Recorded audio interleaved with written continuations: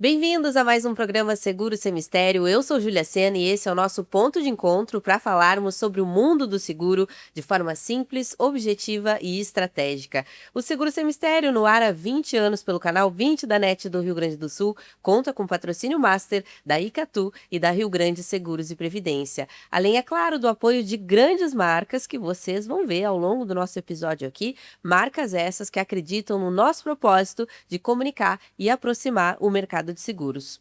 E quando falamos em seguros, normalmente a gente pensa em coberturas tradicionais do dia a dia, mas existe um universo de riscos altamente complexos que exigem conhecimento técnico, acesso ao mercado internacional e soluções personalizadas. É justamente nesse cenário que atua a Interrisk, um dos maiores brokers aí do mundo. E para falar sobre esse mercado, recebemos hoje o sócio da Interrisk, né, diretor, Dalvi Ortolani, e também o gerente regional sul, Edson Pierezan. Dalvi, muito obrigada por estar aqui conosco hoje em Porto Alegre, em Terras Gaúchas. Prazer, prazer. Terras que eu amo muito aqui. Morei 4 anos no Rio Grande do Sul. Prazer, Júlia. Prazer a JRS estar aqui.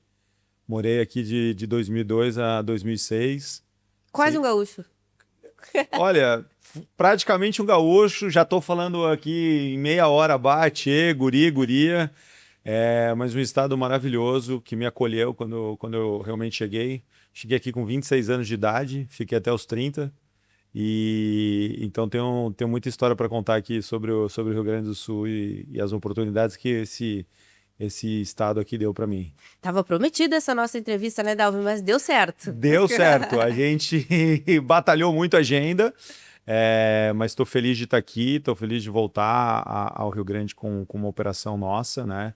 Trazendo o Edson, que você já apresentou, mas trabalhou comigo já há muitos anos, né? Eu fui um dos responsáveis ali de trazer o Edson realmente, acho que para a corretora, para o mundo corporativo dos seguros, né, Edson? Ele trabalhava numa corretora chamada Montejo, né? Muitos anos atrás, eu não sei nem se a Montejo existe ainda, mas quando eu cheguei no estado, na antiga Aon, foi minha casa aqui, fiquei. Nós éramos 4 pessoas, né? E acabei deixando o estado aí com uma operação de 40 pessoas, né? Então foi uma trajetória muito, muito bacana que eu tive aqui no estado, sim. Olha aí, vamos contar um pouco dessa história e muito mais hoje aqui no programa, né, Dalvi? Mas Edson, agora contigo, seja muito bem-vindo ao Seguro Sem Mistério. Obrigado, Júlia. Obrigado pela oportunidade. Acho que é sempre bom poder contar um pouco da história e ajudar o mercado de seguros, né? Então, já faço parte desse mercado há quase 30 anos, né? Então, muito obrigado pela oportunidade. Vai ser um prazer a gente bater esse papo aqui Olha aí juntos. que legal. Hoje vamos falar sobre trajetória, carreira, sobre a Interrisk, sobre a região sul, também importante, né, Edson? Então a Perfeito. gente tem bastante bate-papo aqui hoje. Mas, Dalvi, você estava comentando um pouquinho da sua carreira, eu sei que são mais de 3 décadas, apesar de não Uhum. parecer, né, jovem ainda. Parece, não, os cabelos brancos já estão entregando um pouco. O que que na tua trajetória moldou? Eu sei também que tu acompanha muito, né, o universo internacional Uhum. do que acontece fora do Brasil também. O que que na tua trajetória moldou a tua visão de mercado? É. Então vamos lá. Eu sou engenheiro civil de formação, né? Isso eu acho que realmente, com todo respeito às outras formações, mas eu acho que o engenheiro acaba tendo um destaque muito, muito importante no mercado de seguros, né? Tenho muitos colegas engenheiros, acho que nos últimos 2 dias, até 3 dias, né, Edson, quando a gente fez algumas reuniões aqui, a grande maioria das pessoas com quem eu estive são engenheiros. Então, minha carreira começou como estagiário, entrei num programa de trainee na antiga AGF Brasil Seguros, que era a Assurance Générale de France, que era uma seguradora francesa no Brasil, e ela foi comprada pela Allianz, né? Então eu entrei como AGF e saí como Allianz. Isso foram 5 anos e acho que foi um dos pontos mais importantes assim da minha trajetória, que me deu toda a formação de conhecimento de riscos. Eu passei na área de grandes riscos da seguradora, em todas as áreas, desde inspeção, sinistro, underwriter, né, toda a parte de subscrição de risco. Naquela época ainda tive conhecimento e acesso ao resseguro, quando ainda era monopolizado no Brasil pelo IRB, né? Então foi muito bacana, muito importante. Mas aí veio o convite, né, em 2001, para eu mudar totalmente, quer dizer, sair do lado de seguradora e ir para o lado do atendimento ao cliente, que eu virei broker. Aí eu fui trabalhar na Enel, fiquei 10 anos na Enel, e foi o período que eu vim aqui para o Rio Grande do Sul. E eu digo que o Rio Grande do Sul mora realmente no meu coração, porque foi aqui no Rio Grande do Sul que foi até o mesmo meu primeiro contato com o resseguro, né? Com a parte de resseguro internacional. Buscar as soluções também em outros países, como Estados Unidos e o Reino Unido, né? Que é o berço do seguro, através da Gerdau, né? A gente acabou conquistando naquele ano de 2003 os seguros da Gerdau, e foi justamente uma empresa do porte da Gerdau, né? Uma siderurgia a nível mundial, que me deu a possibilidade de conhecer o mercado de resseguros, né?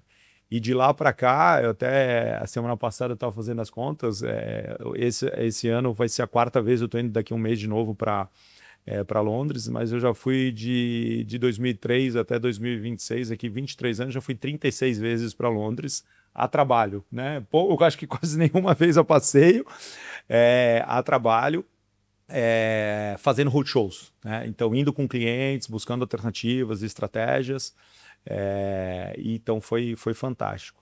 E em 2010, aí sim, eu recebi o convite para me juntar com o Grupo Hermes, né? Você falou um pouquinho aí do que é o Grupo Hermes, né? O tamanho da empresa.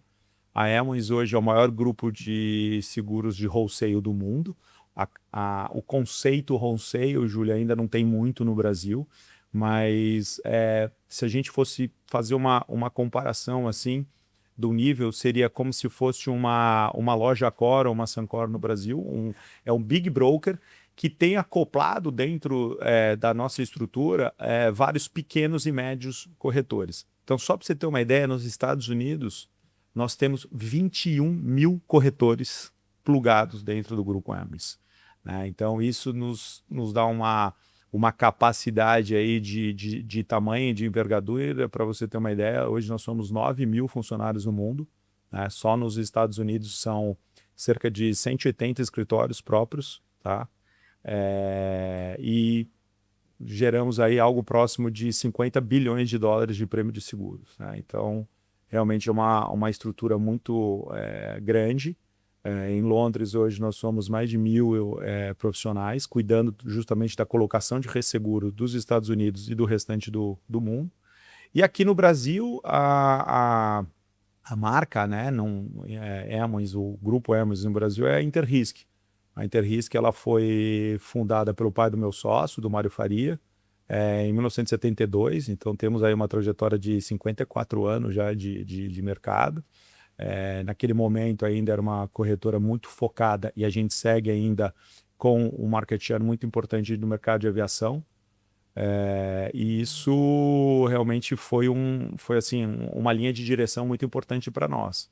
E ao longo dos anos, né, a Inter não, parte da participação aí da Inter Aerospace, que era a corretora do seu Mário, lá pelo ano de 2006, foi comprada pela Hermes.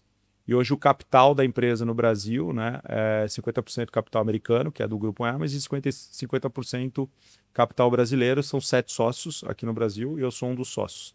Sou o único paulista, os outros 6 cariocas, e a gente se divide aí praticamente em 4 estruturas, que são os nossos pilares, que é a aviação, a divisão de Marine, né, que é toda a parte de portos, operações aí onshores e offshores, benefícios, né, que está crescendo muito, e property, né? Então, temos aí os 4 principais pilares de corretora de um nível multinacional que nós somos.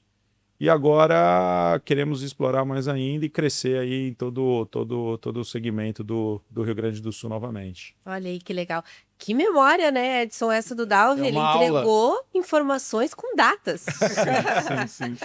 O engenheiro gosta de números, né, Júlia? Então, Tem facilidade, né? para mim fica fácil. Eu gosto realmente de contar essa história, que é uma trajetória bacana. Então, eu estou há 16 anos já no grupo Hermes, indo para 17. O ano que vem, sim, aí você está certa. De 97 para cá, o ano que vem completo, 30 anos de mercado de seguros. Entrei no dia 1º de abril, né? Minha carteira lá de estagiário, e não é mentira. Dia 1º de abril eu entrei na GF Brasil Seguros, e e sou muito feliz. Eu acho que o mais importante, eu acho que na vida profissional é fazer o que você ama. E eu amo realmente, não só trabalhar com seguro, mas o Edson me conhece, eu amo estar à frente de grandes clientes. Eu amo atender, eu amo reuniões de sinistro, que nem tivemos hoje pela manhã. Aliás, o estado do Rio Grande, né, historicamente, sempre foi um estado que sofreu muito com sinistros, principalmente de intempéries aí da natureza, né? Ultimamente está mais, né? Quer dizer, 2 anos atrás, a enchente. Agora, esses meses que nós estamos aqui, apesar do seu estúdio aqui lindo e maravilhoso, mas a gente está aí com um problema também de ventos e tormentas no estado, né? E a gente está com sinistros aqui de alguns clientes nossos. Então, parques eólicos, parques solares, né? Essa parte de vendaval realmente atinge muito o estado, por questões de água, chuva. Então, a gente aprende também, eu aprendi muito na minha vida nos sinistros, e eu acho que é um caminho aí para a gente seguir. E aproveitando que você está falando aqui da região, né, Dalvi, o Edson se juntou aí ao super time da Interrisk, né? Edson agora está responsável por toda a região sul. Mas antes da gente falar disso, nos conta um pouquinho como é que tu caiu nesse mercado de seguros. Certo, é até engraçado, né? Hoje a gente teve reunião ali com o pessoal da Bennett, né? E aí, Da Rap Benefícios? Rap Benefícios hoje, Grandes né? parceiros e Bennett, amigos nossos também. parceiros e trabalhamos juntos, né? E aí eu comecei com o Maurício Junqueira, naquela época ele trabalhava na Montejo Corretora, ele tinha desenvolvido um plano de saúde para a Federação, e eu comecei no mercado de seguros, vindo de bancos, né, para trabalhar com a estrutura de seguro-saúde. E dali não saí mais, né? Isso em 1997. E aí, obviamente, a conexão foi com ramos elementares, né? Seguindo o caminho. E aí eu passei para o mercado de seguros de ramos elementares automaticamente, né? Então, como eu era um comercial já de natureza, né? Comecei a trazer uma carteira para dentro da corretora, né? Começando com os amigos pessoais e desenvolvendo. E aí, em 2004, o Dalvi tinha uma operação lá junto das pessoas físicas da Gerdau, e eu entrei nesse Acho momento. que é bonito você contar isso também. Tinha um ponto muito importante, né? A Aon chegou no estado comprando, adquirindo a Madepinho Seguros, que era uma corretora do senhor Luiz Felipe Calef, já falecido também. Uma corretora que atendia a Gerdau, mas atendia a Gerdau muito mais nas questões de seguros de pessoas físicas, né? Exatamente. E aí houve realmente essa oportunidade, essa sinergia da gente expandir os negócios, e conseguimos aí os seguros corporativos do Grupo Gerdau na época. Então, bem lembrado isso. Isso foi um trabalho assim que vinha da experiência de pessoa física, obviamente, né? Até foi engraçado porque no momento eu participei da seleção, né? Eu dava, não sei se eu te contrato. Não, pode me contratar. Confia. Confia que vai dar certo, né? Olha, anos depois tá aqui de Comercial, novo. né? Ô, Júlio, eu confesso que eu contratei ele tentando ganhar a conta das Forjas Taurus, mas nunca veio. Não veio. A relação lá era bastante forte, né? E aí foi que comecei com as multinacionais, né? Então eu entrei na Aon, e aí eu disse pra ele agora novamente, pô, a última vez que tu me contratou, ou a primeira vez que me contratou, fiquei 13 anos na empresa. Então a trajetória vem um pouco disso, né? Foram 13 anos de Aon, depois foi Marsh, né? Depois fui para THB, onde o Dalvi estava com o Emerson também, né? Que era a multinacional por trás. Então, dali também, ali foi um projeto bem interessante, porque eu desenvolvi agro. Então, eu montei um projeto de agro e vendi, né, o projeto para THB e passei a ser o sponsor de agro. Então, foi um momento difícil do agro, obviamente, né? De lá para cá só piorou, vamos dizer assim. Mas eu era o sponsor de agro na THB. Então, foi uma experiência bem interessante também. E aí, por último, agora a WTW, que tinha essa regionalidade, né? Tinha um projeto para cuidar da filial de Curitiba e Porto Alegre. Depois mudou, né? Eu sempre digo, né? As grandes multinacionais têm essa característica de mudar muito rapidamente muitas coisas. E aí perdi essa regionalidade. E o que me chamou a atenção justamente na Interrisk foi essa regionalidade, poder trabalhar os 3 estados, né? Que é onde eu desenvolvi uma grande gama de clientes. A gente estava em Curitiba ontem, né? Desde segunda-feira, então já visitamos, fizemos algumas grandes conexões lá do relacionamento. Então a ideia é essa, é oxigenar a Interrisk no lado do sul com esse mercado do sul, que é bastante próspero, né? Paraná é muito forte, Santa Catarina muito organizado, né? E Rio Grande do Sul é a minha origem, né? Onde que eu sempre trabalhei, né? Ontem a gente lembrava, né, como foi a trajetória no passado, né? Saía de carro para o interior aqui. Na época a gente olhava nome de empresa assim e anotava para depois fazer contato, não tinha IA, não tinha nada que pudesse nos auxiliar, né? Então Tinha que voltar para o escritório para dar um Google, né? Analógico, era Era totalmente digital. analógico. É um mundo totalmente diferente. Então a gente vem desse mundo analógico, passa para o digital, né? E o projeto Interrisk é algo que me chamou muito a atenção justamente por isso. Por ser diferente das outras multinacionais, a gente tem a conexão direta com o cliente, né? Do início ao fim. Então, eu vou estar envolvido com o cliente todo momento, e é uma das coisas que o Dalvi fala muito bem, né? Ele é um sócio dono que faceia o cliente, que atende sinistro. E é isso que nos interessa, assim, que me interessa pessoalmente, é essa conexão com o cliente. Porque, de fato, é isso que a gente traz, né? Por mais que alguns clientes olhem depois do arroba, eu costumo dizer, né? Mas o que está na frente do arroba é que faz a diferença, né? Então é isso que me atraiu, né? Eu já tenho esse relacionamento com o Dalvi há muitos anos, conheço a atitude dele, o jeito que ele trabalha, e a conexão com a Interrisk vem muito nesse sentido, né? Da gente poder estar fazendo o cliente e dar todo o atendimento, né? Todo... Eu queria só somar o que o Edson falou, que eu acho, Júlio, um ponto importante também, né? Não é só a gente não está olhando só o cliente final agora, quer dizer, as grandes empresas, a gente está olhando também as corretoras, no sentido de pegar corretoras pequenas e médias do Rio Grande do Sul, que não tenham a capacidade, não tenham uma estrutura de trabalhar resseguro, né? O nosso DNA é esse, né? Nós, como eu falei, o Grupo Hermes nos Estados Unidos tem 21 mil corretoras acopladas a todo o sistema Hermes, né? Toda a estrutura Hermes.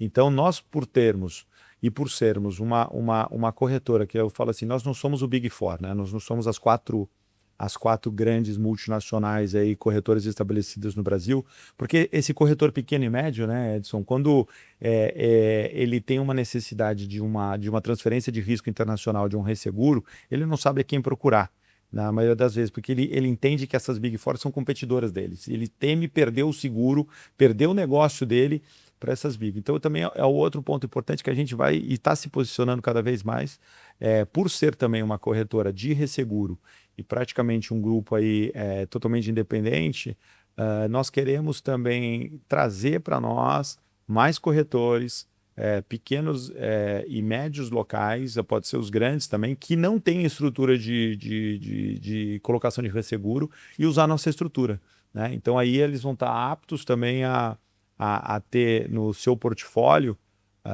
uma capacidade de transformar aquilo que a gente não consegue colocar somente no mercado brasileiro, ou que tenham soluções melhores fora do Brasil, com a nossa corretora de resseguro aqui, que é estabelecida. Muito legal, a gente vive a era do compartilhamento, né, Dalva? Então, nada que faça mais sentido do que realmente os corretores aí estarem compartilhando estruturas, compartilhando, né, É isso. para fazer mais negócios ainda. Mas teve uma coisa que tu me falou aqui sobre a tua trajetória, Dalva, que me chamou a atenção e eu anotei aqui para te perguntar depois. O que te motivou sair do lado, você estava atuando ao lado das seguradoras e vir para o lado da distribuição? Apesar de que faz tempo isso, Nossa, né? essa é uma pergunta difícil, né? Mas eu acho que foi realmente essa minha capacidade e qualidade que eu tenho, que não é todo mundo que tem, de querer o contato com o cliente e estar frente a frente com pessoas, né? Eu acho que você conseguir agregar, né? Que eu digo assim, de novo, eu tive uma formação técnica maravilhosa, né? Não só acadêmica, porque a engenharia realmente te prepara muito para o mercado de seguros, para uma siderurgia, para uma mineradora, para uma indústria de alimentos e bebidas, para uma indústria de celulose e papel, para construções, né? Rodovias, ferrovias, portos, aeroportos. A engenharia civil é fantástica para isso, mas eu tenho, acho que, uma qualidade talvez aí do meu próprio DNA, do lado comercial. É o lado de querer conhecer as pessoas, de A gente estar tem com as nota, né, pessoas, Edson? Não, é de, o natural. de querer conhecer as pessoas, de estar com as pessoas, de talvez resolver um problema num almoço, num jantar, num café, né? Não por trás aí de uma mesa. Eu sou uma pessoa, Júlia, o Edson me conhece, dificilmente, assim, se você conseguir me colocar 2 dias da semana atrás de uma mesa do escritório, você está de parabéns, né? Ninguém consegue fazer isso. Não prendam. Eu fico realmente na rua, né? Eu estava fazendo até uma análise. Coloquei ontem na planilha Excel, eu adoro Excel, coloquei, 2 de janeiro de 2026 até 27 de julho, que foi anteontem, né? 27 de julho de 2026. Quantos dias do ano já foram? Sei lá, acho que foi 210 dias. Desses 210 dias eu fiquei 75 dias fora do Brasil, e desses 75 dias, soma-se ainda os que eu fiquei fora de São Paulo, mas no Brasil, viajando com cliente, fazendo reuniões, prospecções. Então, semana passada eu estava, por exemplo, na cidade de Crato, Juazeiro do Norte, lá num evento de clientes, de parceiros nossos de negócio. Então, eu acho que isso é um diferencial. Então, a área de subscrição, a área de colocação de riscos, né, de grandes seguradoras, é algo que eu adoro também, que eu respeito muito, mas tá na frente do cliente, para mim é fantástico. E olha que interessante, Edson, isso que o Dalvi colocou aqui, né, essa característica, essa qualidade dele, foi justamente o que na tua resposta anterior tu colocou como que te chama atenção na cultura da Interrisco. Sem dúvida. E aí a gente conversava essa semana, o Dalvio, um grande conhecedor de futebol, eu muito menos, né? Quase nada. E ele Torce pra fala. qual time, Dalvi? Sou palmeirense. E aqui Colorado, né? Então, que nem a gente fala, né? Tanto o Inter quanto o Grêmio, né? A gente tá torcendo pelos 45 pontos, para nenhum dos times cair, né? As duas torcidas estão olhando isso. E aí ele falava da comparação de toques, por exemplo, da Espanha e da Argentina. 800 toques, né? Contra 400 toques. E aí é mais ou menos que eu disse pra ele, cara, tem relação com a nossa vida. Toques, ele quis dizer passes de bola. Passes de bola, né? Passes de bola no jogo. No futebol. E eu disse, e é o nosso negócio também. Quanto mais toques, né, ou mais passes a gente tiver na frente do cliente, é isso que vai fazer a diferença. No final das contas, né, o analógico ainda prevalece sobre o contato digital, né? Você sabe qual que é para mim uma das minhas maiores, vamos dizer assim, conquistas, né? É aquele executivo que trabalhou comigo na Gerdau, que eu atendi a Gerdau em 2002, 2003 e 2004. Eu estou usando a Gerdau, que é um expoente, é uma empresa que eu sempre admiro, mas tem outras aqui do Rio Grande do Sul, Kepler Weber, GSI, Massey Ferguson, né, que foi tão as clientes. GCO, Eu só estou dando um exemplo de 20 anos atrás, né? Mas é o executivo que sai dessa empresa, Júlia, e me leva e me liga para onde ele for. Te tem como referência, Então, né? isso para mim é a maior conquista que tem, né? Então, essa para mim é a vitória da nossa carreira profissional, né? Independente do tamanho da empresa, mas ele sabe da forma da gente trabalhar. Então, assim, a média hoje de clientes que perduram aí aos longos dos 16 anos com a Interrisk, né, aqui no Brasil, a gente está falando de clientes média de 10, 12 anos, que isso é uma raridade. Você conseguir manter um cliente aí ativo contigo 10, 12 anos. E aí, óbvio, tem muitas situações. Às vezes uma empresa é comprada, tem um M&A, vira um programa mundial, não tem problema nenhum, né?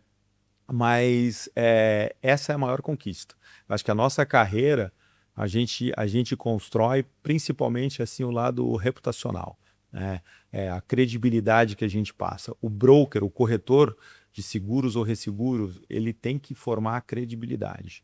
Essa história de que, poxa, se o Edson chegar lá, uma empresa amanhã aqui no Rio Grande do Sul, Paraná ou Santa Catarina, e ele lembrar do belo trabalho que ele fez em outra empresa, isso eu acho que é algo tão importante quanto a marca da empresa. Mas eu acho que ele até se sobrepõe. Se você falar, Dalvi, qual que é o peso disso? A bandeira da empresa versus o profissional. Eu acho que em determinado momento é um 50-50 na abertura de portas, mas daí no fechamento de negócios eu já acho que é um 60-40. Ou um 65-35. É o que eu chamo do olhar antes do arroba, né? O que vem antes do arroba, para mim, é o que o Davi está falando, né? É o fundamento do nosso negócio, que a gente conquista, né? Que é São os 30 anos de mercado em que a gente entregou, né? Não só prometeu, né, uma apólice, a gente entregou num sinistro, por exemplo. Então, isso para nós é o nosso DNA e é isso que eu me identifico, né? E me identifiquei muito com a Interrisc. Eu acho que esse é o caminho que eu buscava, né? É o que eu encontrei na Interrisc neste momento aí. Dalvi Edson sabe que o programa bom é assim, a gente prepara várias perguntas, mas a gente vai conversando conforme... E elas vão sendo respondidas, às vezes Isso. dentro do script, né? Exatamente, a gente vai passando aquelas que já foram respondidas, né? Sim. Mas tem uma coisa que me chama atenção na atuação da Interrisc. O JRS tem 26 anos de história, então a gente já escutou muitas histórias e vocês realmente são uma empresa que tem um case muito diferenciado. Essa questão de entregar soluções personalizadas, mas que tem também um acesso ao mercado internacional, é um diferencial? Eu acho que sempre foi, sempre vai ser. Ainda mais, assim, num momento difícil que a gente está passando, difícil que a gente passa, eu digo assim, primeiro, o mercado global, principalmente ramos elementares, eu vou falar mais de property em si, né, seguro patrimonial, as taxas estão despencando, né? Existe aí uma situação que a gente chama de mercado soft, né? Não estamos mais no mercado hard, no mercado difícil. Então a gente está num descenso assim muito grande e espero que isso em breve se normalize, mas as taxas caírem da maneira como elas estão caindo não só no Brasil e no mundo, tem um reflexo positivo no primeiro momento, mas é o que eu digo para os meus clientes, olha, cuidado que o efeito rebote depois, ele é um efeito rebote muito grande, né? Então, assim, é que nem chicote, ele vai, mas quando volta, a dor é muito maior. Então, a gente já viu isso acontecer, eu te digo com sinceridade, Júlia, que eu acho que o último mercado soft que eu tinha visto isso na minha vida acontecer foi antes do subprime, da crise de 2008, acho que foi de 2005 a 2007, né? A gente teve aí uma onda de um mercado muito soft, depois esse mercado virou um mercado hard, vieram aí algumas situações realmente aí, principalmente de catástrofes mundiais, né, que aconteceram, Katrina, Fukushima e outras mais. Só que acontece o seguinte, a realidade é que o mercado segurador é como o mercado financeiro, né? Os princípios são os mesmos. Assim como o mercado financeiro tem que ter reserva de capital, o mercado segurador é a mesma coisa. Então, assim, as reservas hoje das seguradoras e dos resseguradores no mundo, elas estão extremamente altas, né? Então, estimam que tem algo próximo de 300 bilhões de dólares de reserva que deveriam ter sido consumidas por sinistros e os sinistros não aconteceram, né? Então, os exemplos anteriores que eu acabei de te dar, 3 grandes sinistros no mundo, World Trade Center, Katrina, Fukushima, Furacão Sandy, não sei o quê, esses sinistros consumiram algo próximo aí de 50 bilhões de dólares cada um, né? E se a gente parar para pensar, quando que foi o último sinistro, realmente a última catástrofe que aconteceu nos anos? Talvez 2, 3 anos atrás. Se a gente parar para pensar, o ano passado não teve furacão devastador. Esse ano, a gente já está quase em agosto, não veio ainda o Hurricane Seasons nos Estados Unidos, né? O Earthquakes, aí quando a gente fala de terremotos também, estão tendo terremotos em zonas, mas teve terremoto na Venezuela, poxa, mas... O que eles compram seguro na Venezuela, né? A penetração é baixa. Então, assim, mas não aconteceu um terremoto desse a níveis catastróficos na Califórnia, por exemplo, que, né, a gente está... Na Califórnia teve as questões dos incêndios. Mas incêndios residenciais, nem todo mundo, às vezes, adquire menor, né? altos limites, né, como as indústrias. Então, assim, a nossa intenção no nosso trabalho é um trabalho muito consultivo de mostrar e buscar realmente essas alternativas. As taxas realmente estão caindo, estão descendo, mas elas tendem a voltar. Eu acredito aí que talvez aí 2028 deve haver uma retomada. Em 2027 ainda não entendo como isso, ou pelo menos uma estabilização, que nós estamos aí renovando contas nossas aí com reduções de 10, 15, 20% de taxa. E aí a gente busca essas transferências e busca essas alternativas em alguns mercados internacionais, porque às vezes algumas seguradoras brasileiras não querem acompanhar, né? E não querem dar toda essa capacidade de redução e ficam com uma exposição aí meio que limitada. E a ideia é ajudar esse corretor local até com concorrências. De repente vem uma multinacional de fora com essa taxa soft, então, e ele não ter acesso e a gente pode dar esse acesso para ele. É. Acho que essa É, a ideia inicial. Né? Lembre-se que todas as seguradoras elas têm os contratos de automaticidade. E se esses contratos de automaticidade, que estão, dependendo da época do ano, mas foi comprado lá atrás com uma média de taxa muito alta, é muito difícil para ela usar uma redução de taxa tão expressiva porque ela não vai alimentar esse contrato de automaticidade. E ela não alimentando esse contrato de automaticidade, ela vai pagar o prêmio que ela tinha que ter pago lá atrás, pelos contratos de resseguro ou de retrocessão que ela fez, mas efetivamente isso não vai ser compensatório para ela, essa redução tão drástica. Então, assim, é um processo realmente difícil que a gente está vendo aqui, não só no Brasil, como eu te disse, no mundo, né? Mas a gente sempre tenta esclarecer e buscar alternativas aí para os nossos segurados. Tivemos uma aula aqui agora, Edson. Sim, com certeza. Não tá. É um mercado que, de fato, assim, não é do nosso dia a dia, né? Tem que ter um especialista, Sim. alguém que conheça, que esteja dentro desse mercado, né? Que vá muito para Londres, né? Que tenha acesso a essas informações, que não é o dia a dia, né? Falando, assim, localmente, né? Eu, como um prestador local, a gente não vê todo dia isso, né? A gente trabalha na margem do que a seguradora nos mostra, mas tem um mercado por trás, né? Que é o seguro do seguro, que é isso que a gente está falando, né? Isso eu estou falando, obviamente, só de property, né? Porque as outras linhas, elas permanecem estáveis ou até mesmo com agravamento, né? Por exemplo, essa própria crise do Irã, Estreito de Hormuz, toda essa parte de mercado que a gente fala, mercado de marine, que é as operações portuárias, né? Navios e tudo mais, navios aí Hyundai, né? sendo inclusive afundados, né? E com grandes sinistros. Esses mercados eles permanecem estáveis e sendo trabalhados de uma forma normalizada, né? Vamos dizer, né? Existem aí alguns preços, claro, de linhas aéreas, quando tem acidentes e tudo mais, ou de operação portuária, ou de embarcadores, de navios, né? Mas operadores logísticos, mas tá tranquilo, né? Agora o mercado de property realmente tá sendo um pouco penalizado aí nesses últimos 12 meses. Se deixar, a gente fica te ouvindo aqui, Davi. A gente Não, adora essas análises. eu falo demais, pode me cortar. Excelente. Mas, Edson, aproveitando, né, que agora foi feita essa super análise, muito interessante, inclusive, Dalvi, vamos olhar para o mercado local aqui. Como é que tu analisa a importância da região sul, mas mais do que isso, né, a estrutura da região sul, quando a gente fala de seguro? Perfeito. Não, é um mercado maduro, né? Que compra seguro, que entende de seguro. Eu acho que essa fase já passou, né? As empresas já entendem o mercado, mas elas ainda são carentes, né? Eu acho que é onde entra a Interrisk, desse atendimento pessoal, né? Que a gente chama na Interrisk de atendimento boutique. Que é o atendimento de eu poder trazer um DALV, que é um sócio, e a gente facear o cliente, a gente atendendo um sinistro.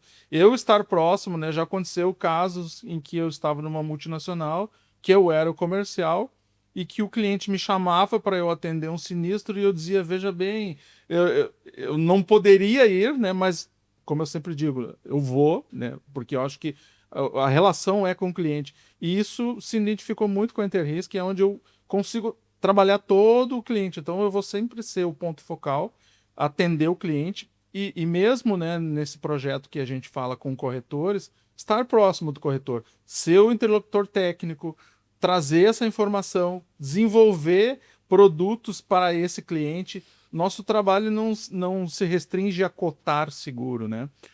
Eu sempre falo que a gente tem que me dar a tua policy, deixa eu te apresentar o que tu comprou, para saber se o que tu comprou em relação ao clausulado faz sentido para o teu negócio.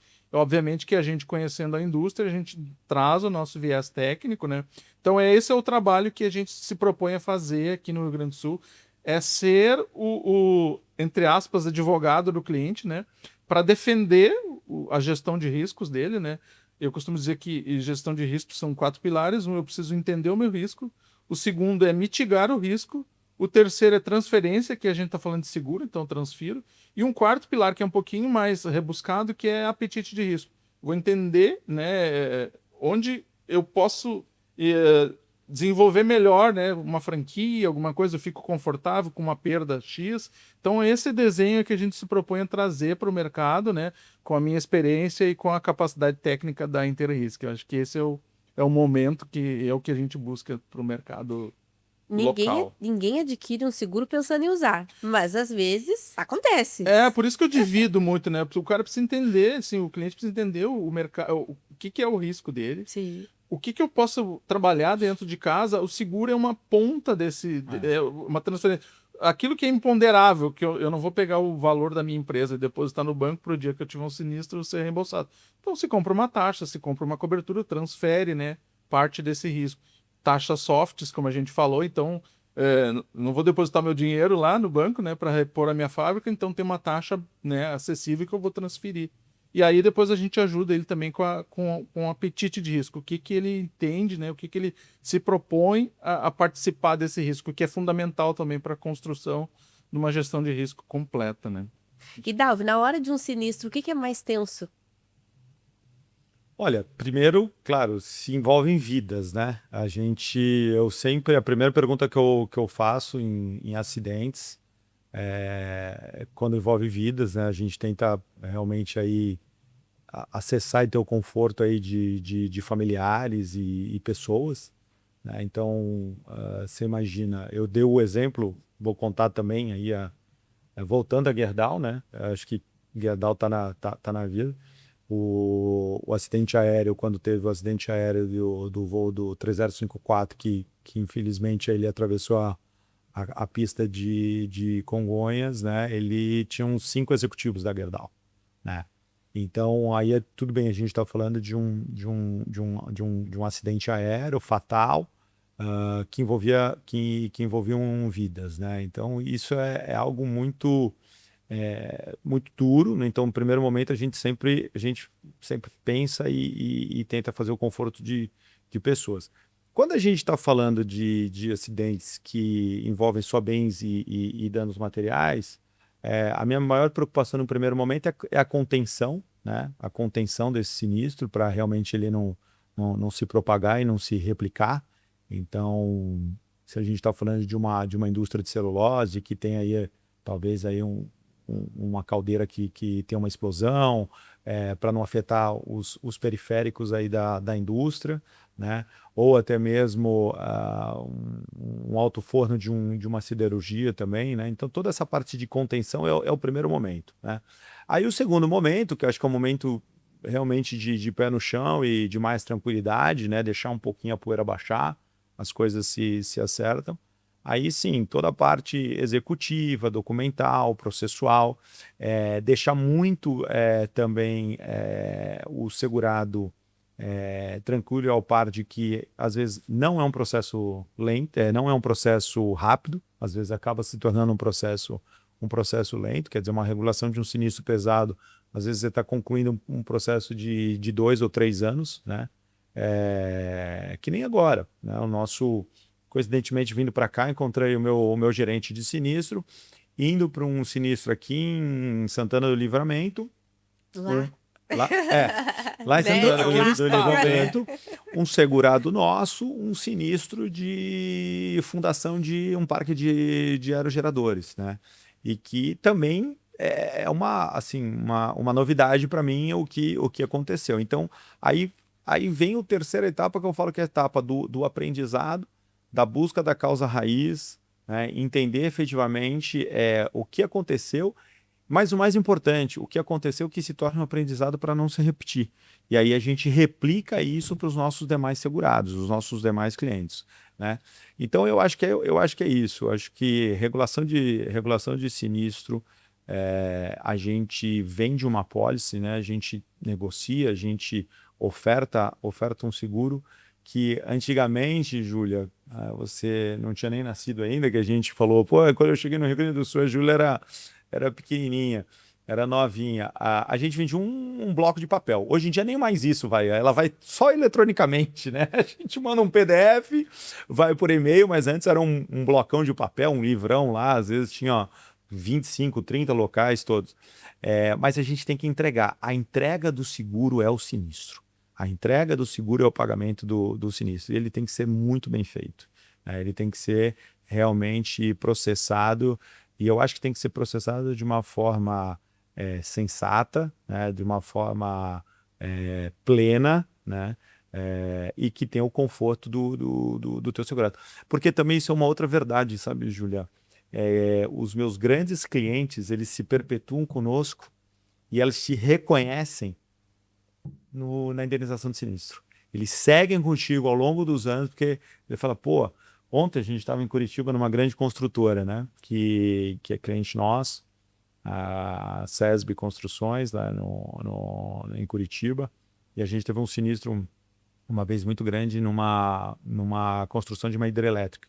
E até hoje essa história virou um case lá dentro, né? Porque a indenização foi feita de forma plena e eficaz, né? Então tudo correu dentro do que tinha sido contratado. A pólice de seguro, a contratação de uma pólice tem que ser um contrato muito bem feito entre as partes, né? Para não se ter reclamação. E é engraçado porque a pólice, né, a gente muitas vezes não trata disso, ela é um contrato. E é um contrato muito particular, que assim como tem o juridiquês, tem o segurês, né? Então é muito particular e ela tem que ser estudada. Às vezes a empresa dá mais atenção para o contrato de contratação de uma jardinagem, né? E não olha para os lados de uma pólice que garante o patrimônio dele.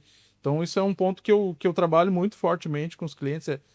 Tu olha a condição geral, vai, né, o que cobre dois parágrafos e o que exclui é o alfabeto todo, quiçá o alfabeto repetido. Então, tem que olhar para essas linhas e tem que ser alguém que interprete isso, e é isso que a gente gosta de trabalhar, é isso que a gente costuma fazer. Eu queria salientar que dentro da minha carreira teve assim, uns 2 episódios em que eu fui contratado para regular o sinistro. E a partir dessa regulação de sinistro, os clientes passaram a ser nossos clientes, eram clientes de outros corretores, e eu fui chamado para regular sinistro. Então veja que a gente tem a expectativa de ser um corretor, né? E é contratado pela consultoria de sinistro. Então a importância que é o sinistro, eu acho que isso é uma relevância importante no nosso mercado, que é a entrega, né? Que o Dalvo falou muito bem, né? É onde a gente realmente entrega.